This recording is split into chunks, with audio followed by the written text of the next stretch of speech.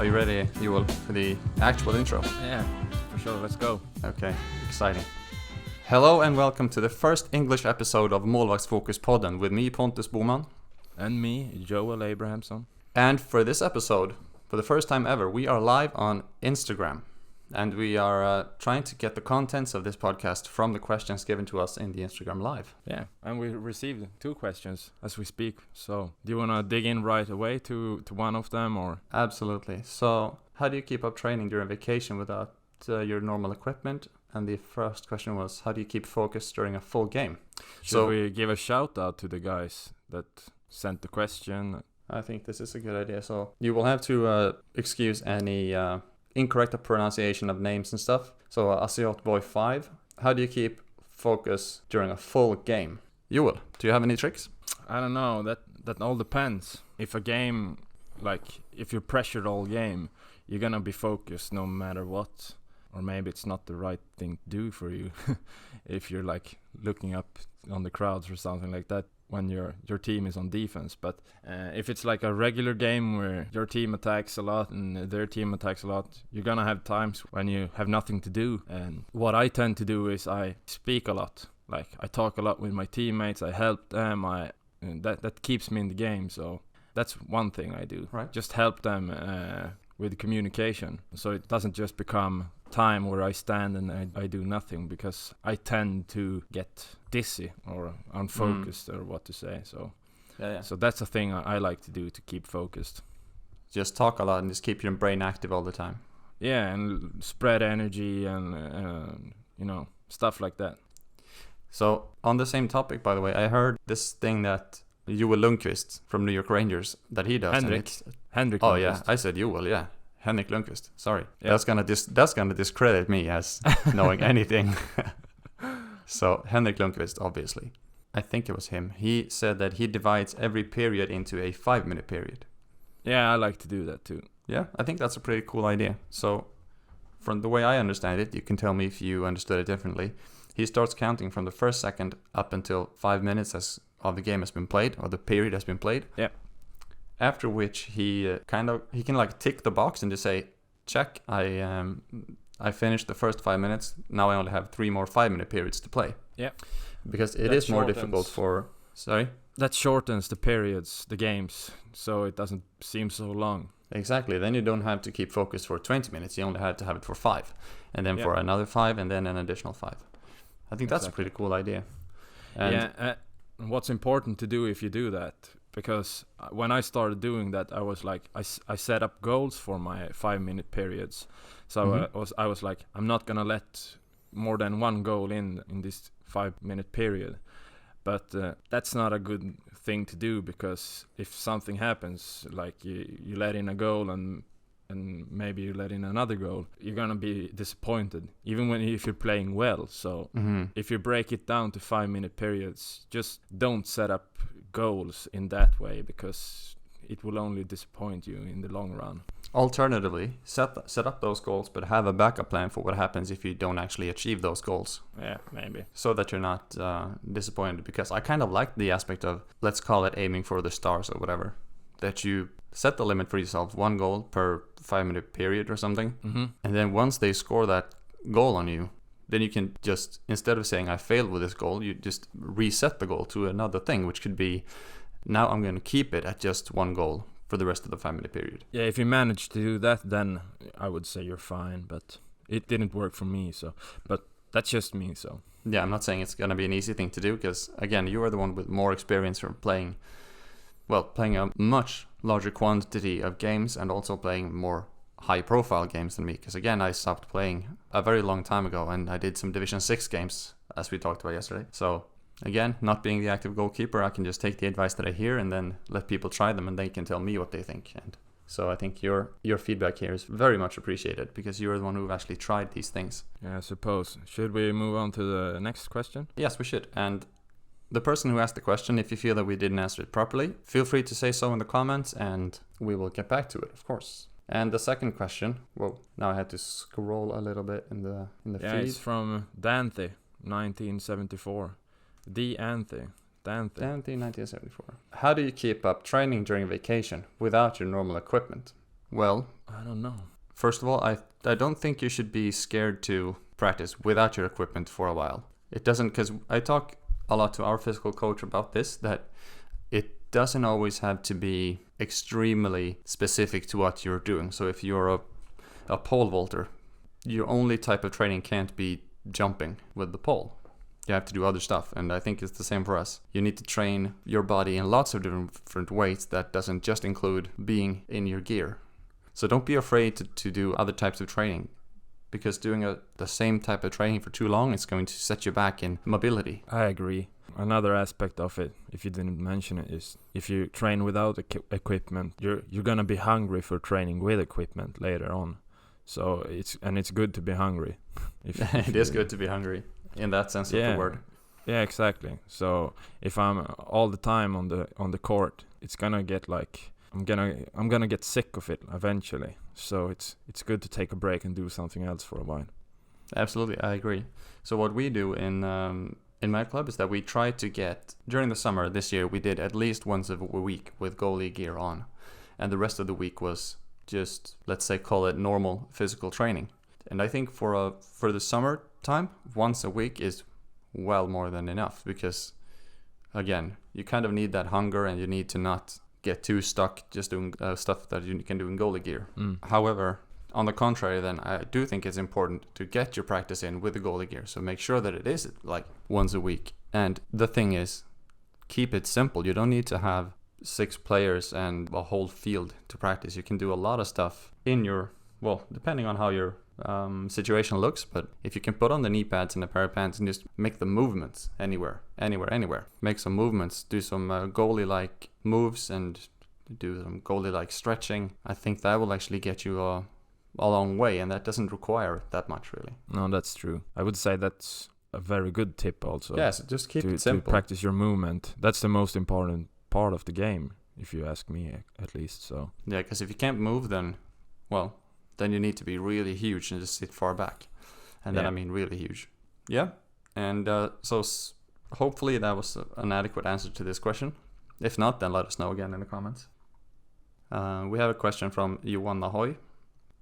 So how do you practice different versions of throwing, both on the ground and bouncing? I guess that's a way to shorten that question. Yeah, well, for me, it's, I don't know, I didn't really practice that a lot when I played, because my shoulder hurts really easy. So I don't like to throw much. I guess I've always been good at throwing stuff, from like throwing snowballs and everything as a kid. So you have gotten a lot of practice when you live here with all the snow. But on practice, I don't throw a lot. So I'm going to have to pass that one to you. All right. How do you think about that? First of all, to weigh in on what you said last time. So why we're doing this this recording the way that we are is that I live in Gothenburg and he lives in Luleå. So we have about 1,300 kilometers between us. So 14 hours drive. So this is why Joel is talking about getting his throwing practice from throwing snowballs, because they have meters and meters of snow and a lot of degrees below zero in the winter. Unfortunately, I don't have that anymore, because in Gothenburg we don't have snow. We just have rain. That's sad. It is quite sad. That's really sad. No, but to the actual question, how do you practice different versions of it? What I try to encourage people to do is to slow it way down. Slow your practicing way down. You don't always have to throw at full speed in a game or in a practice. So try to compare it to bowling. If you speak to someone who does bowling, they will tell you that the trick, at least on the first, the first ball, first time you roll the ball towards the pins, you always try to do it the exact same way. There's not like, when they make the first throw, they don't, as far as I understand it, don't have different versions of it. They just perfect making the same throw, take the same amount of steps, the same amount of distance between each step, release the ball in the exact same way all the time. And that is something I think we should adapt more in floorball, because if you do everything exactly the same way in practice, then you will know when something went wrong, because you're so used to doing it perfectly in one way. But then when you do something wrong, then you can feel, oh, the third step was too far, or I rotated my wrist too much, or so just slow down and try to find a pure, clean method for how your throwing is supposed to work. Then you will have much more control of your throw, and you will know when something goes wrong. Does that make sense? I suppose that makes a lot of sense. I don't know what to add to that. When I throw, I just like I feel the throw, so to speak.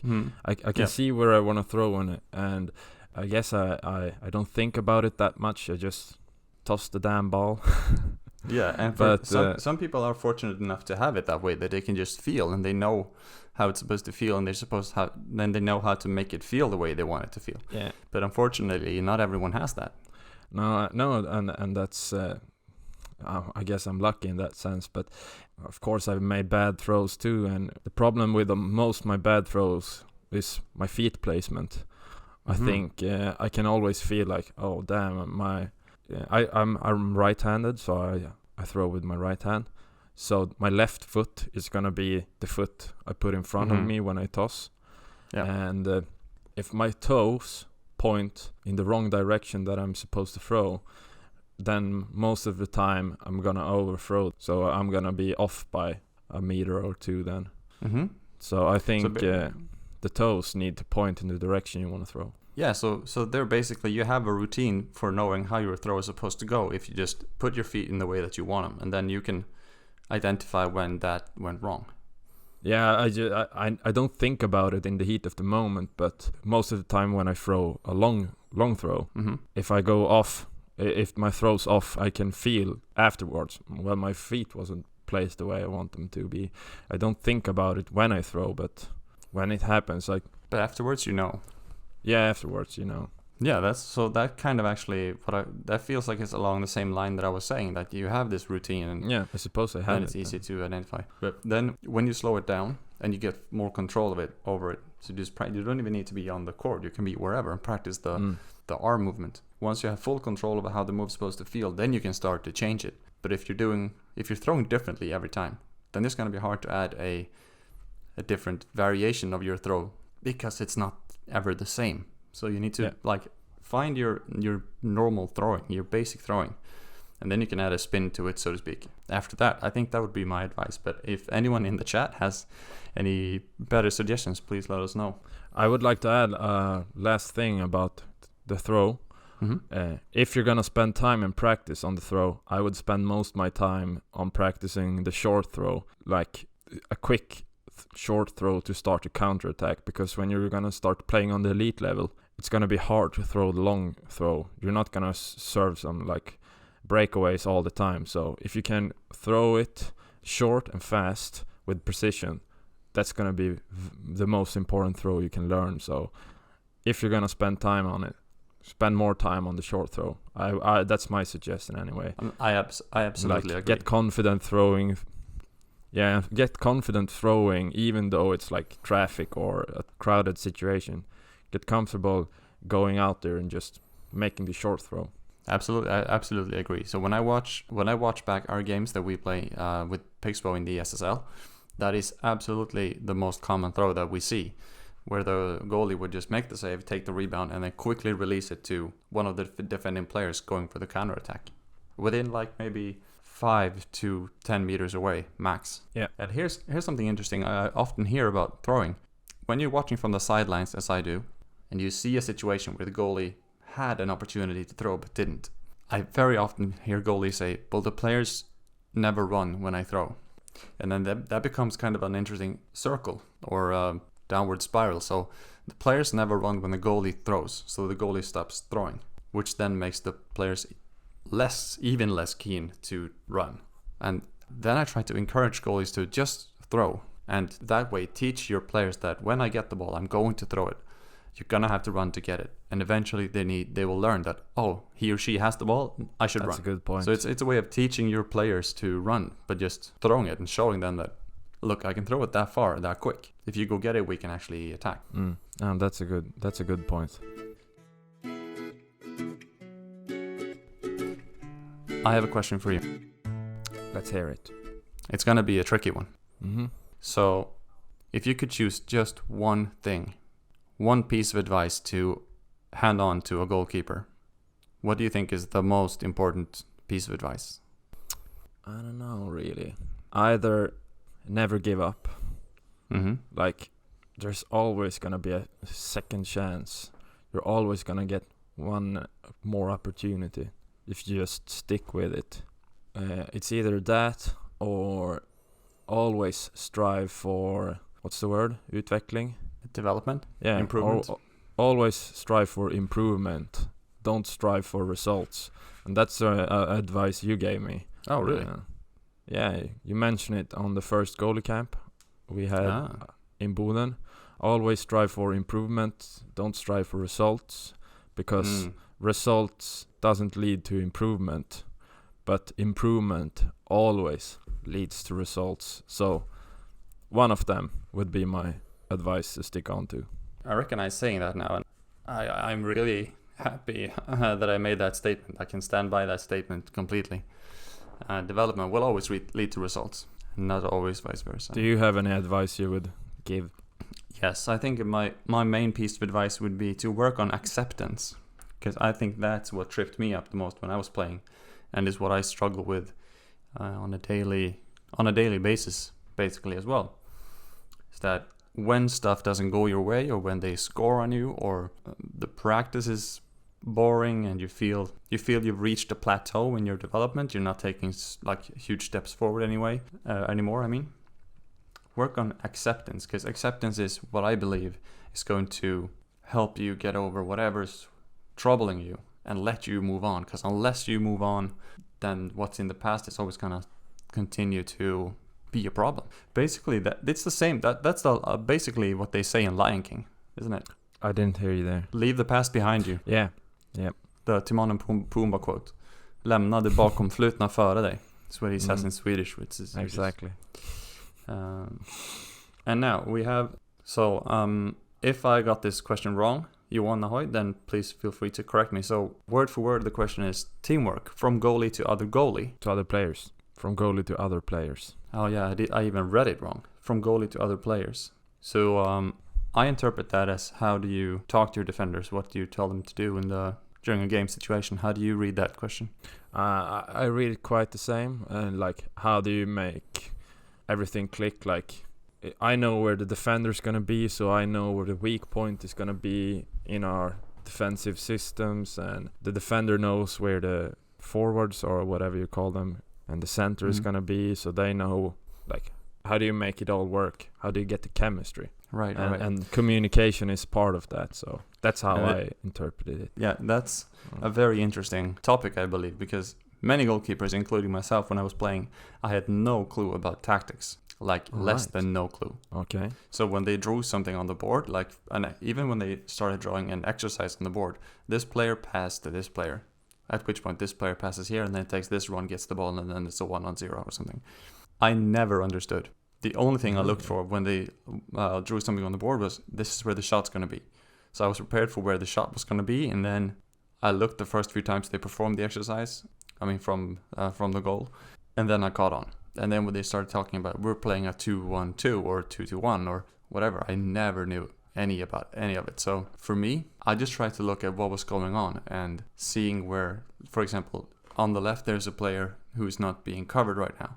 Then I would mention that, and hopefully that would be the right thing to say. And then eventually I got better at reading where the players were supposed to be and weren't. But I never knew tactics until I became a coach. Okay. So, well, my father is a coach in football, so I've always been very interested in the tactical part of the game, at least from like my teens. And when I caught on to floorball the second time, I was 22, and I immediately started getting interested in like, how do you make the team work, and how do you get the chemistry, especially on the defense. That's always been the most important part of the game for me. So when my players, the outfield players, had like tactical, what do you call it, genomgång? Tactical run through. Yeah, something like that. I made sure to always listen and ask questions and like put myself in the defender's shoes, so to speak. So I wanted to know how they thought about things, and I always try to talk a lot to them, like, how do you want to do that, and I want to do it like this. How can we make that work? And I think that's really important to know how your defender sees the situation, and I think it's almost even more important for the outfield players to know how it is from a goalkeeper's perspective, because if you have understanding of the goal and the net, it's quite easy to defend it. And if you talk a lot with your like teammates and you have a lot of discussions with each other, if you know, we almost always let in a goal when they play the ball into our left corner and then they play it up again, they almost always score. You need to like talk with each other. How do we want to stop that from happening? We're always letting in a goal that way. We need to work that out together. So it's really important to communicate with each other and try to understand what everybody's going through and what's the easiest way I can help my teammates solve this problem. I think this is a very, again, interesting topic that you're mentioning now, because as you said, it's important for the field players to have understanding for the goalkeeper's perspective. There are so few, in my experience, so few field players that have an understanding for the goaltending role in general. Yeah, not just the role. I mean, if you can think about, if we talk about the concept of box control, if you as an outfield player know where the net is and know about box control, it's not gonna be that hard to block the shots. Because the defenders I've played with who is good at blocking shots, they always seem to understand where the net is. And the players that don't know how to block a shot, they don't even know where the net is when they're on the field. It's like, okay, I'm here on the right, I don't know where my net is.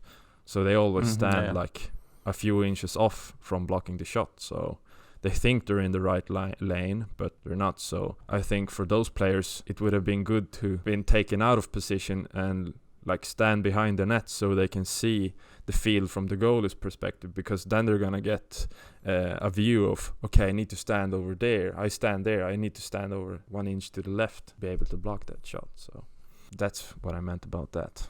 But also just from a goalkeeping perspective, like feelings and all that stuff. Yeah, I think that's a good way to put it, that there just has to be a bigger understanding between both field players and goalkeepers both ways. And a really simple, possibly the best way to actually get that understanding as well is to just talk to each other and ask questions. You as a defender, how do you perceive this situation? Yeah, exactly. The defender then gives his or her point of view, and the goalkeeper can then say, because I perceive it this way. When you position yourself here, that makes this much more difficult for me, but it makes this easier. And I actually see this quite often with the SSL defenders and the goalkeepers, where they have these discussions with each other after a shot, and that can be a blocked shot. It can go wide, or it can go in, or it can be a save. I quite often see them going up to each other afterwards anyway and saying, I'm sorry I did this, I meant to do this, regardless of whether it worked or not. And then just ask each other, how would you like me to act in this situation? And that gives our goaltenders a huge role to play in just playing defense in general. I think it's really important, and again, my playing career was so short that I would never had time to adapt that knowledge anyway. But that's something I would absolutely recommend to any up-and-coming goalkeepers of any age. Learn how to interact with your defense. That's gonna help you a long way. Not just yourself, your whole team. So exactly, it's a team sport. Exactly. And you need the team to work as a well-oiled machine. I have a question for you until someone asks us a question. Hit me. The posts in floorball is not sealed to the ground. The net is like, it's movable. Yes. And in ice hockey, the goal is stuck to the ground.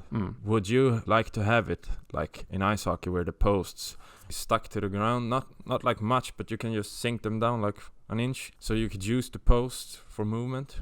Would you have liked to see that? Absolutely. What do you think that could bring to us goalies in general, just besides like post-to-post movement? It would bring so much more control to the game and so much more speed. And it's just, so I spent 2.5 months with an ice hockey team in the highest hockey league in Sweden, the Swedish Hockey League. And this was like one of the top things they worked on, was to push yourself against the post and like really push yourself. So they would dig their left skate into the ground and really tackle. They actually used the word tackle. You would tackle your post to make sure you close those gaps. And then I remember distinctly when they scored on the first post once, or the short side, to my eyes it looked like the goalie was absolutely on the post. There was nothing more he could do. But then they started to have a discussion like how he should have saved it. And then when I listened in, the goalie coach was just saying, dig your left skate more into the ice and really push the post into your shoulder. So tackle the post more. And he tackled it until it almost lifted off the peg that goes into the ice. Yeah. And that was the solution. And I left like this intern period that I had just thinking, why don't we have our goals stuck to the ground?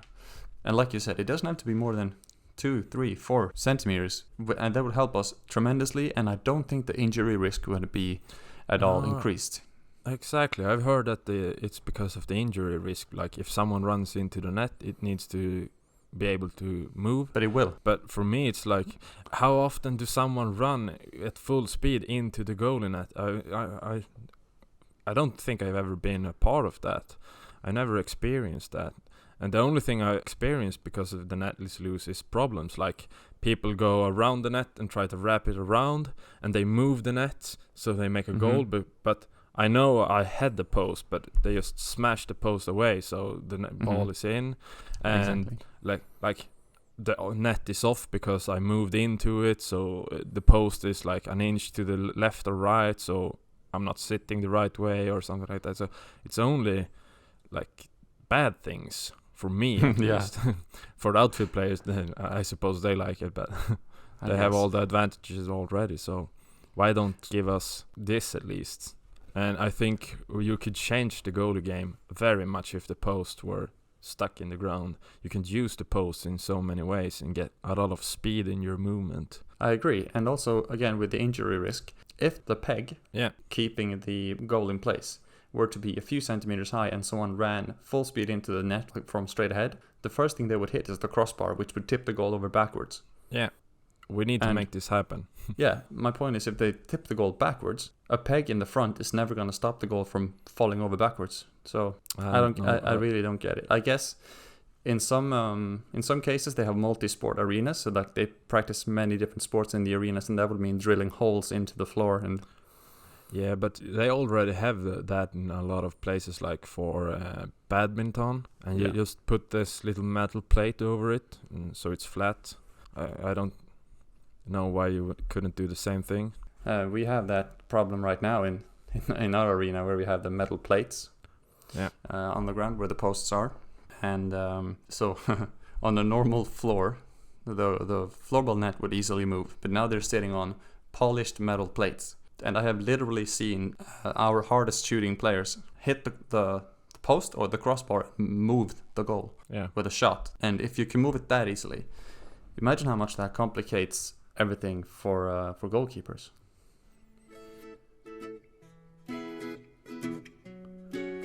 Yeah, we have. So okay, so there are two ways to pronounce this the way that it's supposed to be, with the Swedish letters O, Ä, Ö, and the English one. So IB Målis Övik. Magnus from Örnsköldsvik is asking, do you think there's any difference for the goalie if the team defends with zone or man-to-man? What do you say? Well, yes, I think there's a lot of difference. And there's even a difference what type of zone defense you play.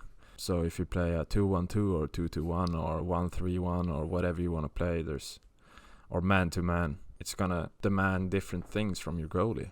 I played them all, actually. I tried at least one game with all of them. I prefer to be in a 2-1-2. Most of the time, it's just gonna be a low-playing 2-1-2, so to speak, also. Yeah. With a lot of shot blocking from the points and a lot of help in the center of the field. So what that does to me is that I can mainly focus on shots from, what do you call it, the boards, maybe? From the sides. And actually the pockets as well, fickorna. Yeah, pockets. And it doesn't really demand that much from me in like sideways movement, fast sideways movement. That's my experience, at least. It just needs me to like be very, what do you call it, följsam. Right, so now we are having our first actual translation issue here. So just being fast and fluid in your movements enough to follow everything that happens on the field seamlessly. Yeah, my experience is when you play like a 2-1-2, the attacking team that attacks against us, they have a very hard time playing fast through our team. So they're going to play around in a slow, like they're going to go down, they're going to take it around, they're going to go up. So I just need to stay on track on the ball every time. There's not very much cross passes, and there's not very much, they're not going to counterattack very much on us and stuff like that. So yeah, that just needs me to be alert all the time. But like just stay with the ball, and I can play it very far back into the net because I'm gonna have a lot of shot blocking, so I'm always gonna be right in position all the time. When you play like a high pressure game, man-to-man defense or something like that, there's gonna be a lot of counterattacks, there's gonna be a lot of 2-on-1s, there's gonna be a lot of cross passes and fast plays, so almost always puts more difficult situations for me to handle. So I say you need to be a lot faster in your long movements when you play man-to-man defense, and that's my experience at least. So I don't know what your thoughts about that, but yeah, I would agree. I would always prefer a zone defense because then you can decide the points on the field where you want the shots to come. That makes everything so much easier. You can control the attacking team. Yeah, and now this is obviously more of a goalie perspective on this. There could be other benefits to the to playing man-to-man that I would actually, I would say that I'm not like that well versed in man-to-man playing systems, so I'm not gonna go ahead and venture a too crazy guess on that. But I would actually, from a goalie perspective, I would absolutely prefer the zone defense. Another thing that puts higher demands on your goalie when you play like man-to-man or a high pressure system when you try to pressure the other team high up in the field is the communicating part of the game. You need to communicate very much with your outfield players if they play man-to-man, unless they're like really, really good at it. But most of the time they're gonna lose someone, and you always need to stay like alert and on what's going on and trying to read the next movement all the time. I would say that's more demanding on a goalkeeper. I would agree, yeah. And we're going to move on to what I think is going to be our last question. Yep. And this is from a good friend of mine from Finland, Tapio. On Instagram here, it's northernstars.fi. Which one is easier to learn, reaction speed or technically correct way to play as goalie? And which one is better to start with? I would absolutely start with moving or playing technically correct. Absolutely, because reaction time... You can't really do anything about and reflexes, you can't... Because there is a difference between reaction and reflex. And reflex is involuntary, they just happen. And reaction time can actually be slightly improved. But all of us have a base level of reaction. Like we're okay at reaction time, most of us. And that you kind of have that for free. But learning how to do something new, like playing a very specific role in a new sport, I would say that will always be more important than just practicing your reactions. I think that's something you can sprinkle on to your way of playing as you go. Well, I don't really have much to say. Well, of course I have much to say, but you always I don't know have much really. To say. Yeah, but I don't really know where to start with that, because that depends on what it means with reaction speed. Like, does it mean like how I want to react in a situation, or is it just the reflex save he's talking about? Because my reflex time can't really be done anything about. It is what it is, because it has a lot to do with how long your nerves is, how long the signals from your brain to your muscle has to travel and stuff like that, and you can't really practice that. I think science has proven that many times, that it's gonna be what it is. But you can practice to react faster in a certain way, but your reflex is still going to be the same. Exactly. It's good. It's really important to differentiate between those two, that your reflexes cannot be improved, but your reaction time can be. Yeah, and it's like, okay, when this happens, I want to react to that. And to be able to react faster to that, I need to know what to do when I see it. And in that way, like, I can work with stuff like, we have spoken about this in our Swedish episodes, where like, beforehand I visualize like when the ball goes down in the corner, I'm gonna grab the post and I'm gonna scan down to the right, and I'm gonna look down in the corner again. So when that stuff happens, you react faster and you do the right stuff faster, and that's really important to practice. But I agree. But if he means reflex speed, you can't really do much about it. But nevertheless, even if he means like visualizing stuff and reacting fast, I would still say that I would start with the technical correct way to play as a goalie. That's the thing I would start with. I agree. And I also, my last input on this is going to be something I read from a basketball coach called John Wooden, whom I don't think is alive anymore. I think this was quite some time back. Feel free to correct me if that's incorrect. But he was apparently a very successful basketball coach, and what he enforced in his team was to practice the basics so much that they were almost automatic. At least they were trained to a point where the players had to use very little brain activity to solve the basics, which is bouncing the ball, protecting the ball, so that they could use the rest of their brain power, whatever to call it, to scan the field and read the play and work on the problem solving of the game. Yeah. And exactly, because you actually put me onto this now, that is going to improve your reaction time, because you don't have to think about anything else. You can just think about the ball and the shots and stuff, because all the other stuff, the basics, how you move to the post, when you move to the post, how you scan the field, all that's going to be automatic, and you can put all your focus into saving the ball, and that's going to look like it's improving your reaction time, but it actually just buys you more time to focus on the shot. Yeah, I remember so well when I first started to try to learn how to read the field, like when the ball goes in the corner, I want to scan the field and see. What I always wanted to look for is the player who is coming on the other side.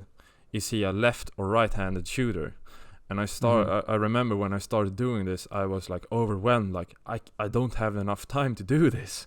I can't still looking for the ball and then looking at the stick and then look at the ball again and stay in the game. I'm gonna be too slow to do this, and I felt so slow when I did it.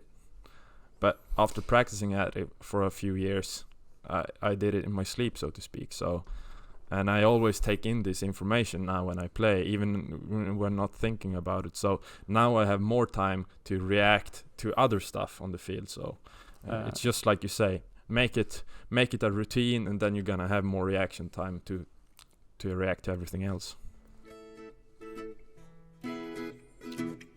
Here we go. All right. So sorry everyone in the live stream. So this is what happens when the live goes over 1 hour. It closes automatically. So we're gonna have to pick that right back up where Joel ended it, which was we were actually just kind of wrapping up at that point, weren't we? Yeah, kinda. And yeah, I guess I would just really like to thank you all for chipping in, for stopping by on our live stream, for giving us these questions, and as always, thank you so much for supporting us doing this podcast. We really enjoy doing it, and hopefully we can keep doing them in English every now and then. Yeah, and gives me a good opportunity to practice my English. Exactly. It's always good to keep it fresh. So that's going to be it for this episode. Yeah. And let's hope it comes out as well as we hope in the actual episode that goes up. So thank you all very much for listening, and hopefully we will see you all in the next episode. Yeah, thanks. Thank you. Bye-bye.